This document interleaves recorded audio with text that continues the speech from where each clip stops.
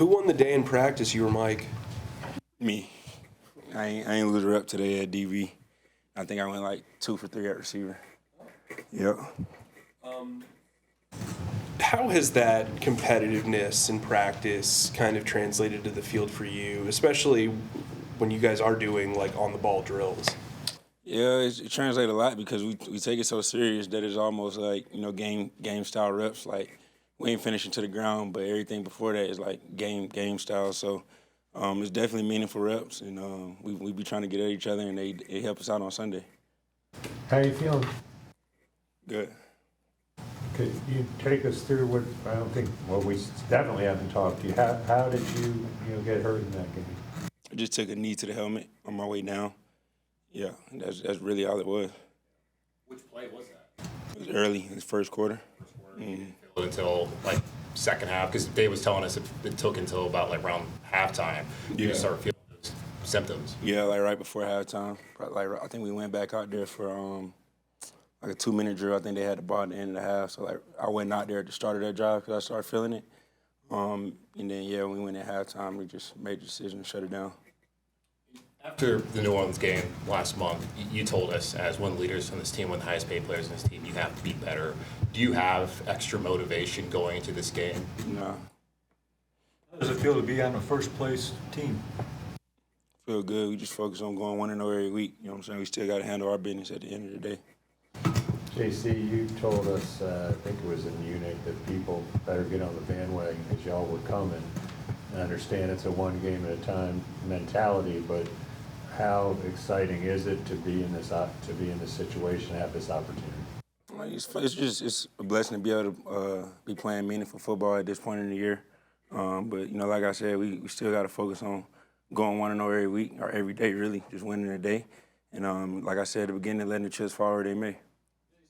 The few guys who were around here for 22 in that run you guys got on late, are there things that happened during that run that are kind of informing the way you, Derek, other people talk to the team now? Yeah, I mean, all of it was really a learning experience. I feel like especially for times like this when we kind of back in that position, just really the main message has been focusing up every day, not losing focus, not worrying about what's going on too much around the division because, we got to stay focused and do what we need to do and handle business or none of that matter.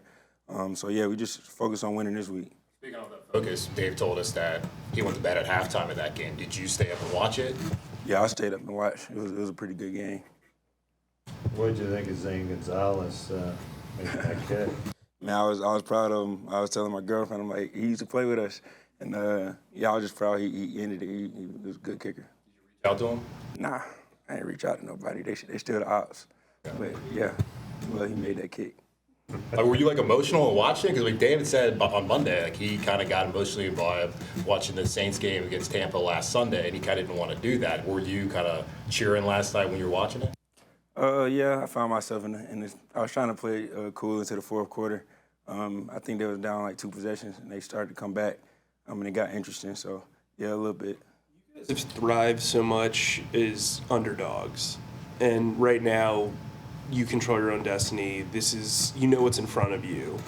How do you keep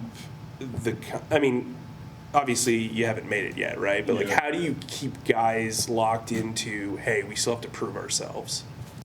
Because that we still do. We not a lot for the playoffs yet. We still got to go out there and win. We're a young team, so just the leaders and the older guys just pushing the message. Like I said, we got to focus each and every day. Win Wednesday, Thursday, Friday. Have a good walk through tomorrow, and go out there and execute on Sunday, or none of the other stuff matters. So it ain't really about trying to get guys in the right mindset. That's really what it is. We gotta handle our business, or we won't get in. So that's the focus, just going 1-0 every week. A lot of the guys in the locker room said this rookie class is like one of the most professional rookie classes they've been around. You have 11 rookies on this roster. Most of them are contributing. How important has that rookie group been to this success this year? Oh, they've been super important. T-Mac coming in, playing like one of the top receivers in the league.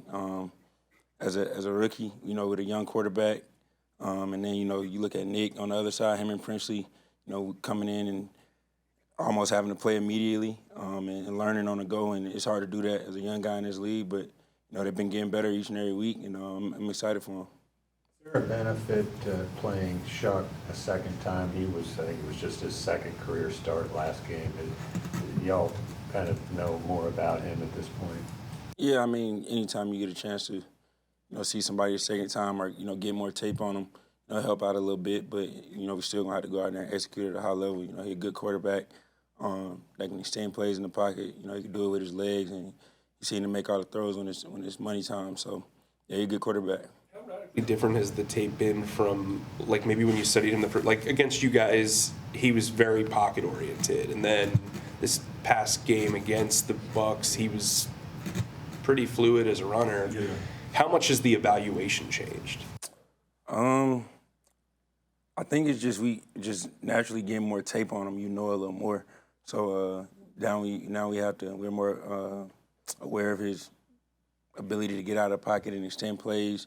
In the back end, having the plaster, like we're more aware of that now, and just seeing it happen over the last couple of weeks, how successful he's been with it. So yeah, we just gonna have to go out there and slow it down.